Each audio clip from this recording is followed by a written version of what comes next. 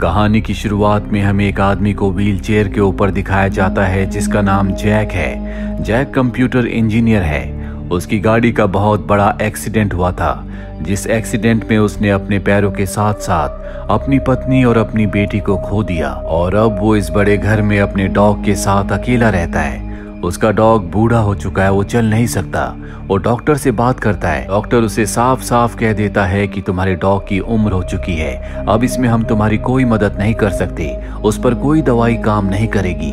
उसका डॉग बहुत ज्यादा दर्द में होता है, इसीलिए वो नेट पर सर्च करता है जिसमें उसे मर्सी किलिंग के बारे में पता चलता है। जिसके बाद वो बिस्किट्स में कुछ ऐसी दवा मिला देता है जिससे उसका डॉग आराम से इस दुनिया को छोड़कर जा सके, पर वो सही वक्त का इंतजार कर रहा है, इसीलिए बिस्किट्स को जार में डाल देता है। जैक एक कंप्यूटर इंजीनियर है, इसीलिए हमेशा वो अपने बेसमेंट में कंप्यूटर पर काम करता रहता है और एक दिन उसे बगल वाली दीवार से कुछ लोगों की आवाज आती है जो शायद उसी के बारे में बात कर रहे होते हैं। उसे शक होता है, इसीलिए स्टेथोस्कोप को दीवार पर लगाकर उसे कंप्यूटर से अटैच कर देता है ताकि वहां पर जो भी लोग बात करें वो बात उसके कंप्यूटर में रिकॉर्ड हो जाए और वो उसे सुन ले। अब अगले दिन एक बार फिर से जैक को वहां से आवाजें आती हैं और वो स्टेथोस्कोप से उनकी आवाज को सुनने की कोशिश करता है जो कि उसने अपने कंप्यूटर के साथ अटैच किया है, पर उसे कुछ समझ नहीं आता। इसीलिए उनके जाने के बाद वो अपनी दीवार पर एक छोटा सा होल करता है और उस होल के अंदर वो माइक्रो कैमरा और माइक फिट कर देता है ताकि वो न सिर्फ उनकी बातें सुने बल्कि उन्हें कंप्यूटर स्क्रीन पर देख भी सके।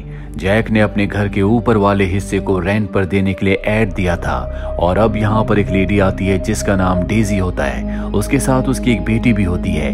डेजी कहती है कि मैं तुम्हारे घर को रेंट पर लेना चाहती हूँ। जैक उसे ऊपर का हिस्सा रेंट पर दे देता है। इसके बाद डेजी अपनी बेटी के साथ इस घर में रहने के लिए आ जाती है। जैक नोट करता है कि डेजी की बेटी कभी बात नहीं करती और हमेशा घर में छुप जाती है, जो बात जैक को समझ में नहीं आती। यहाँ पर हमेशा डेजी जैक से बात करने की कोशिश करती है, उससे कई सवाल पूछती है और जब भी उसे मौका मिलता है वो घर में लाउड म्यूजिक चलाती है। जैक जल्दी डेजी और उसकी बेटी के साथ घुल मिल जाता है। जैक अब बेसमेंट में जाता है जहां पर वो अपनी स्क्रीन पर देखता है उस कैमरे से जो कैमरा उसने अपनी दीवार पर लगाया है कि बगल वाले घर में जहां से उसे हमेशा आवाज आती है वहां पर कुछ लोग जमीन में गड्ढा कर रहे होते हैं। साथियों किसी बॉम्ब की बात कर रहे हैं जिसे वो क्रिसमस के दिन ब्लास्ट करेंगे, यानी कि यहाँ पर ये कुछ प्लान कर रहे हैं जिस प्लान को एक क्रिसमस के दिन अंजाम देंगे। अब यहाँ पर जैक देखता है कि डेजी भी उन्हीं के साथ है। दरअसल ऊपर छत के रास्ते उनके घर में चली गई थी।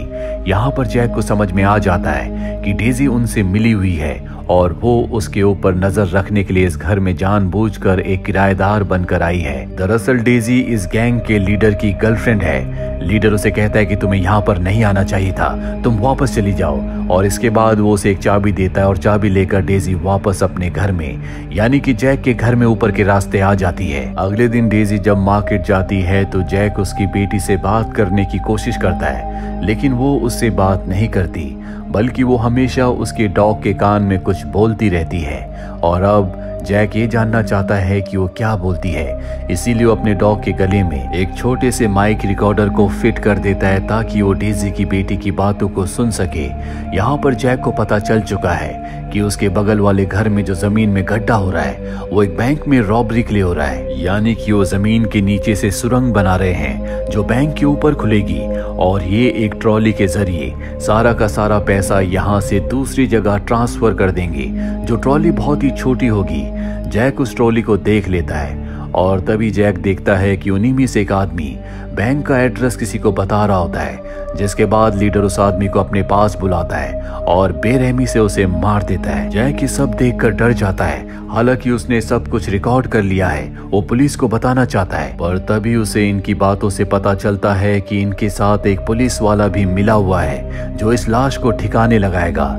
इसीलिए जैक इस बारे में किसी को कुछ नहीं बताता। अब रात को जैक डेजी की वाइन में बेहोशी की दवा मिला देता है और जब वो उस वाइन को पीती है तो तो वो बेहोश हो जाती है, जिसके बाद जैक उसके हाथ पैर बांध देता है और अब वो रिकॉर्डिंग सुनता है। जिसके बाद वो गैंग लीडर की रिकॉर्डिंग सुनता है, जिस रिकॉर्डिंग से उसे पता चलता है कि पुलिस वाला वहां पर आया था और उसने उन्हें वार्न किया था कि 747 और 748 इन दोनों लॉकर से कोई भी कुछ नहीं लेगा। अब कुछ देर के बाद जब डेजी होश में आ जाती है तो जैक उसके पास जाता है और कहता है कि तुम गलत लोगों का साथ क्यों दे रही हो, वो सब के सब क्रिमिनल है। डेजी कहती है कि मेरा बॉयफ्रेंड भी उनमें है जो उनका लीडर है, उसे पैसों की जरूरत है इसीलिए वो काम कर रहा है, पर वो किसी को नुकसान नहीं पहुंचा सकता। जैक उसे वही रिकॉर्डिंग फुटेज दिखाता है जिसमें उसका बॉयफ्रेंड यानी कि गैंग का लीडर एक आदमी को मार रहा है। ये देखकर डेजी की आंखों में आंसू आ जाते हैं। उसे पता चल जाता है कि उसका बॉयफ्रेंड यानी कि गैंग का लीडर एक कातिल है। अब लीडर और उसके जितने भी साथी हैं क्रिसमस की रात को बैंक में डाका डालेंगे,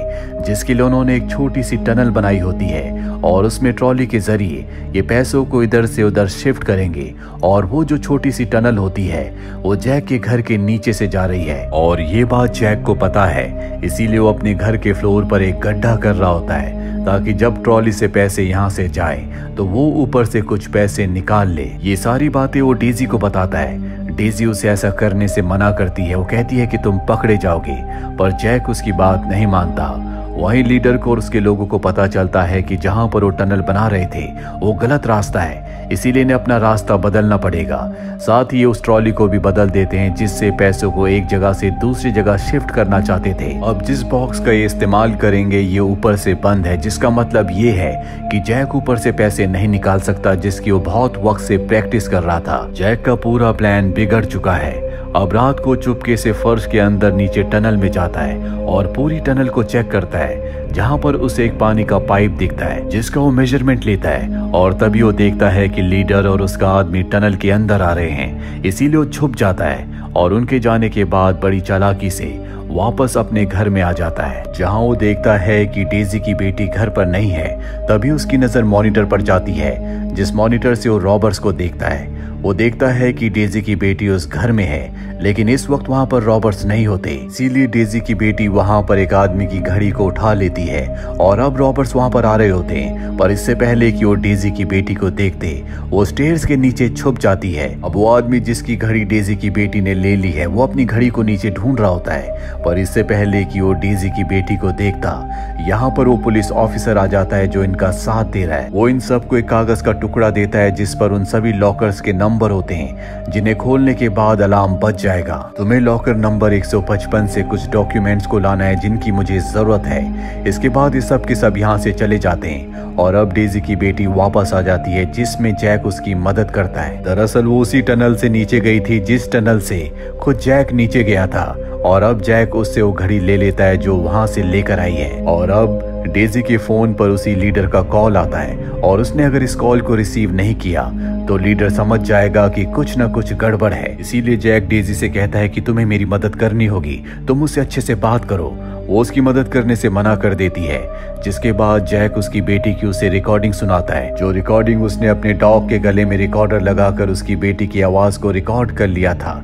उसमें उसकी बेटी बता रही होती है कि वो लीडर जो कि डेजी का बॉयफ्रेंड है, उसने 2 साल पहले मुझे बहुत गलत तरीके से छुआ था। जब भी मेरी मॉम आसपास नहीं रहती तो वो मुझे गलत तरह से छूता है और आज से 2 साल पहले ही डेजी ने बात करना बंद कर दिया था, इसीलिए हमेशा वो घर में छुप भी जाती है क्योंकि उसे हमेशा डर लगता है कि कहीं उसकी मॉम का बॉयफ्रेंड घर पर ना आ जाए। और अब ये सब सुनने के बाद डेजी पूरी तरह से टूट जाती है, उसे लीडर से नफरत हो जाती है और वो जैक की मदद करने के लिए तैयार हो जाती है।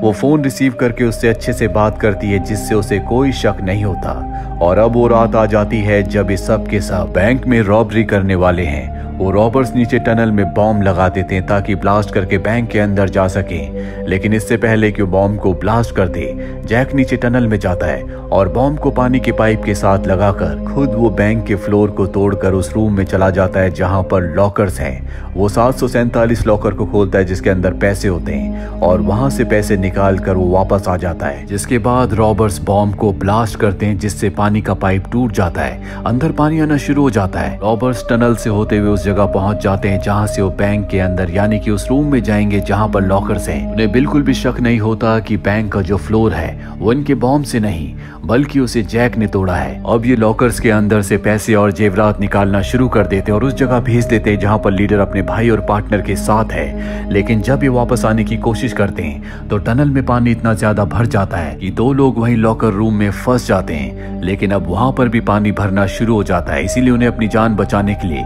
उन लॉकर्स को खोलना पड़ता है, जिन लॉकर्स को खोलने के बाद अलार्म बजना शुरू हो जाता है और जल्दी यहाँ पर पुलिस आ जाती है। अब भी इनकी एक साथी टनल के अंदर फंसी हुई होती है। जैक उसकी आवाज सुन लेता है, वो उसकी मदद करना चाहता है पर जैक को देखकर वो और जोर से चिल्लाना शुरू कर देती है। इसीलिए जैक उसकी मदद नहीं करता, जिससे उसकी मृत्यु हो जाती है। वहीं लीडर अपने भाई और पार्टनर के साथ सारे पैसे जेवरात लेकर इस जगह से निकल चुका है। अब जैक अपने घर से बाहर जाता है जहां पर पुलिस की गाड़ियां होती है। पुलिस को बताता है कि मेरे घर में पानी भर रहा है। पुलिस उसके घर पर आती है लेकिन पानी भरने की वजह से उन्हें कुछ समझ में नहीं आता। यहाँ पर वो पुलिस ऑफिसर भी होता है जो उन रॉबर्स के साथ मिला हुआ है। वो जैक से उसका नंबर मांगता है लेकिन जैक अपना नहीं बल्कि डेजी का नंबर दे देता है और यहाँ पर पुलिस ऑफिसर को उस पर शक हो जाता है। इसीलिए उसके जाने के बाद यहाँ पर गैंग लीडर आता है जो कि अपने आप को पुलिस वाला बताता है। हालांकि जैक को पता है कि वो पुलिस ऑफिसर नहीं है लेकिन वो उसे अंदर आने देता है, क्योंकि अगर उसने उसे अंदर नहीं आने दिया तो वो उसे मार देगा। साथ ही ठीक इसी वक्त वो डेजी के नंबर से पुलिस ऑफिसर को मैसेज करके कहता है कि तुम घर पर आ जाओ। और अब यहाँ पर लीडर को पुलिस ऑफिसर का कॉल आता है। वो कहता है कि मैंने तुम्हें मना किया था कि 747 और 748 लॉकर में से कुछ मत लेना, लेकिन फिर भी तुमने उसे खोला, उसमें से पैसे लिए। दरअसल ये उसके खुद के लॉकर्स होते हैं और यहाँ से पैसे उस लीडर ने नहीं बल्कि जैक ने निकाले होते हैं। लीडर गुस्से में पुलिस ऑफिसर का कॉल कट कर देता है और अब वो जैक से पूछता है कि इस घर में कौन कौन रहता है। जैक बताता है कि यहाँ पर मेरी एक टेनेंट यानी कि किराएदार और उसकी बेटी रहती थी, लेकिन वो दोनों एक दिन पहले यहाँ से चले गए और तभी डेजी की बेटी वहाँ पर आ जाती है, जिससे जैक का झूठ सामने आ जाता है। लीडर समझ जाता है कि जैक उससे झूठ बोल रहा है, इसीलिए वो अंदर जाता है जहाँ पर वो डेजी को देखता है जो गहरी नींद में होती है, क्योंकि जैक ने उसे नींद का इंजेक्शन लगाया है। अब वो बाहर आकर जैक से कई सवाल पूछता है। जैक उन सभी सवालों के गलत जवाब देता है, जिससे लीडर को गुस्सा आ जाता है। वो उसकी व्हील चेयर पर लात मारता है, जिससे वो नीचे गिर जाता है। इसके बाद उसके सभी साथी जैक को बहुत बुरी तरह से मारते हैं और ठीक उसी वक्त डेजी के मोबाइल पर पुलिस ऑफिसर का कॉल आता है। वो कहता है कि मैं घर के बाहर हूँ। यहाँ पर पुलिस ऑफिसर को लगता है कि ये सब के सब आपस में मिले हुए हैं जो उसे धोखा दे रहे हैं। दरअसल ये पूरा का पूरा जैक का प्लान होता है, इसीलिए उसने पुलिस ऑफिसर को अपना नहीं बल्कि डेजी का नंबर दिया था और अब वो उस पुलिस ऑफिसर को घर के अंदर ले आता है, जिसके बाद ये सब उस पुलिस ऑफिसर को बहुत बुरी तरह से मारते हैं। वो कहता है कि ये नंबर मुझे जैक ने दिया था। इसके बाद वो जैक से दोबारा सवाल पूछता है। जैक बताता है कि ये सारा का सारा प्लान तुम्हारे पार्टनर का है और वो लीडर को उनकी पर्सनल बातें बताता है जो जैक ने अपने हेडफोन से यानी कि उनके कमरे में जो उसने कैमरा और माइक फिट किया था उससे सुनी थी। साथ ही वो ये भी कहता है कि डेजी को बेहोश करने वाला यही है और अपनी बात को सच साबित करने के लिए वो उसे वो घड़ी देता है जो डेजी की बेटी वहां से उठाकर ले आई थी। और अब घड़ी देखने के बाद लीडर को उसकी बात पर विश्वास हो जाता है और इससे पहले कि वो अपने पार्टनर को मारता उसका पार्टनर समझ जाता है कि अब उसकी जिंदगी का खात्मा होने वाला है, इसीलिए वो गन निकालकर लीडर और उसके भाई पर गोलियां चलाना शुरू कर देता है और इस शूट आउट में लीडर के भाई की और उसके पार्टनर की दोनों की मृत्यु हो जाती है। लीडर अपने भाई की मौत से पूरी तरह से टूट जाता है और जब वो अपने भाई की बॉडी के पास होता है तभी वहां पर डेजी आती है जो गन उठाकर लीडर को मार देती है। और अब यहाँ पर पुलिस ऑफिसर है, वो कहता है कि मैं तुम्हारी मदद करूंगा। वो इन तीनों की बॉडी को अपनी गाड़ी की डिक्की में रखता है। इसके बाद वो जैक से कहता है कि मुझे पता है कि तुमने लॉकर से पैसे लिए हैं, वो पैसे मुझे लौटा दो।